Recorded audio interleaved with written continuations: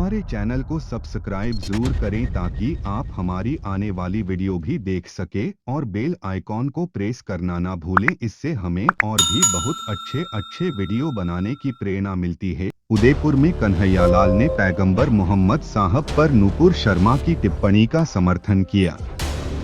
अंजाम कत्ल।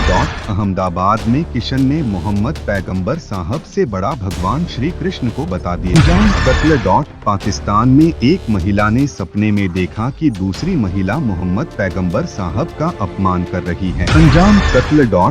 शहर, शख्स और ईशनिंदा के तरीके बदलते रहे, लेकिन अंजाम सभी का कत्ल। हम ईशनिंदा की तह तक गए तो पता चला ये सिर्फ एक धर्म तक सीमित नहीं है। जानिए ईशनिंदा की शुरुआत, ईशनिंदा का इतिहास, अलग अलग धर्मों में मौजूदगी, ईशनिंदा का समाज शास्त्र और इसके कानूनी पक्ष की पूरी कहानी। ईशनिंदा के तरीके बदलते रहे, लेकिन अंजाम सभी का कत्ल। हमेशा की तरह थक गए तो पता चला यह सिर्फ एक धर्म तक सीमित नहीं है। ईशनिंदा कानून क्या है? ईशनिंदा का मतलब किसी धर्म या मजहब की आस्था का मजाक बनाना, किसी धर्म प्रतीकों, चिन्हों, पवित्र वस्तुओं का अपमान करना, ईश्वर के सम्मान में कमी या पवित्र या अदृश्य मानी जाने वाली किसी चीज के प्रति अपमान करना ईशनिंदा माना जाता है। पाकिस्तान के पंजाब प्रांत में सियालकोट जिले की एक कपड़ा फैक्ट्री में महाप्रबंधक के तौर पर काम कर रहे श्रीलंका के प्रियंता कुमारा की ईशनिंदा के आरोप में पीट कर हत्या कर दी और फिर उसके शव को जला गया। आरोप है कि कुमारा ने कट्टरपंथी तहरीके लब्बैक पाकिस्तान के एक पोस्टर को कथित तौर पर फाड़ दिया था। पाकिस्तान में ईशनिंदा के शिकार हो चुके हैं तमाम बेगुनाह ईशनिंदा का आरोप लगाकर 75 से ज्यादा लोगों हत्या कर दी।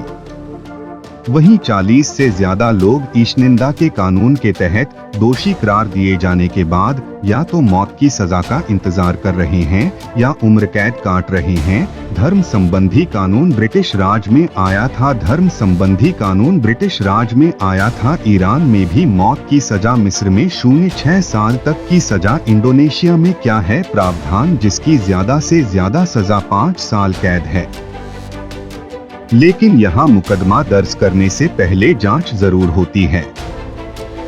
मलेशिया में 0.3 साल की सजा और जुर्माना। पाकिस्तान में हैवानियत की हद, विदेशी नागरिक को जिंदा जलाया। कुछ बाइबल के 2 हिस्से हैं, पहला ओल्ड टेस्टामेंट और दूसरा न्यू टेस्टामेंट। ओल्ड टेस्टामेंट 1200 ईसा पूर्व से ज्यादा पुराना माना जाता है और न्यू टेस्टामेंट की शुरुआत जीसस के जन्म के साथ ही होती है। न्यू टेस्टामेंट के मुताबिक 2000 साल पहले खुद जीसस क्राइस्ट पर भी ईशनिंदा के आरोप लगे थे। बाद में ऐसे ही आरोपों के चलते उन्हें सूली पर चढ़ाया गया था।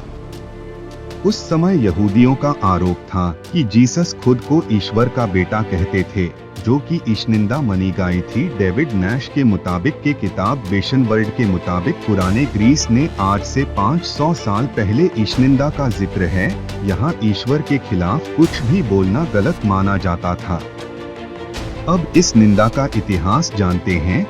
नालसर यूनिवर्सिटी के वाइस चांसलर फैजान मुस्तफा के मुताबिक 13वीं शताब्दी के दौरान यूरोप में ईशनिंदा का नया स्वरूप सामने आया, जब ब्लेफेमी का मतलब सिर्फ ईश्वर को नहीं बल्कि सेकुलर स्टेट को चैलेंज करना था। इसके बाद 17वीं शताब्दी में इंग्लैंड के रहने वाले जॉन टेरेन नाम के शख्स ने जीसस क्राइस्ट के लिए अपशब्द का इस्तेमाल किया था। इंग्लैंड के चीफ जस्टिस सर हेल ने इसे राष्ट्रद्रोह बताया था। उन्हें इस मामले में फैसला सुनाते हुए कहा था कि धर्म पर सवाल उठाना यानी कानून पर सवाल उठाना है। यह वह समय था जब 1669 में स्वीडिश रॉयल नेवी के 2 जवानों को मौत की सजा दी गई थी।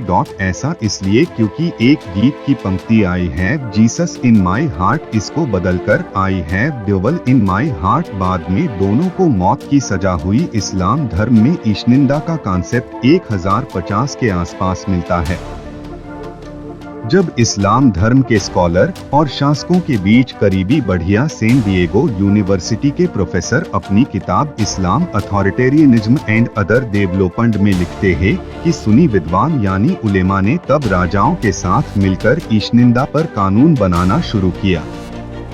मुस्लिम विद्वान अबू हमीद मोहम्मद बिन मोहम्मद अली गजाली ने इस्लाम में कट्टरता को बढ़ावा दिया था।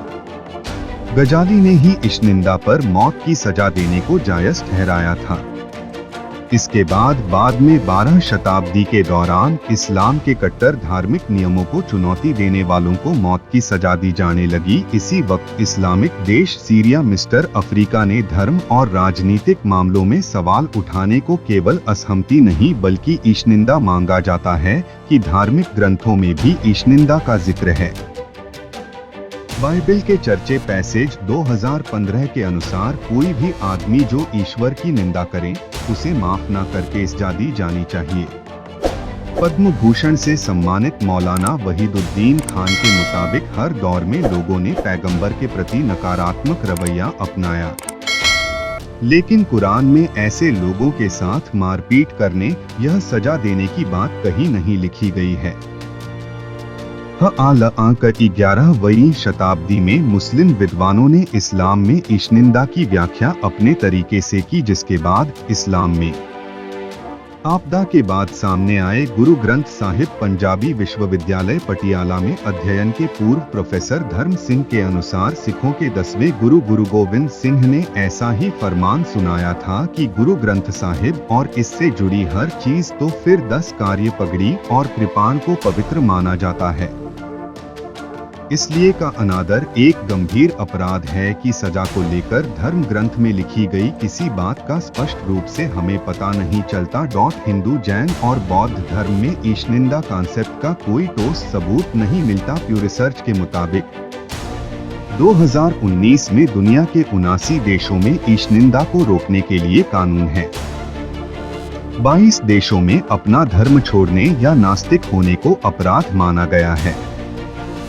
भारत में ईशनिंदा को लेकर कोई अलग से कानून नहीं है। सन 1860 में पहली बार अंग्रेजों ने भारत में ईशनिंदा को लेकर आईपीसी में 3 कानून सेक्शन 295, 296 और 298 बनाए थे। 1927 में ईशनिंदा को लेकर भारतीय दंड संहिता के सेक्शन 295 में एक और कानून जोड़ गया।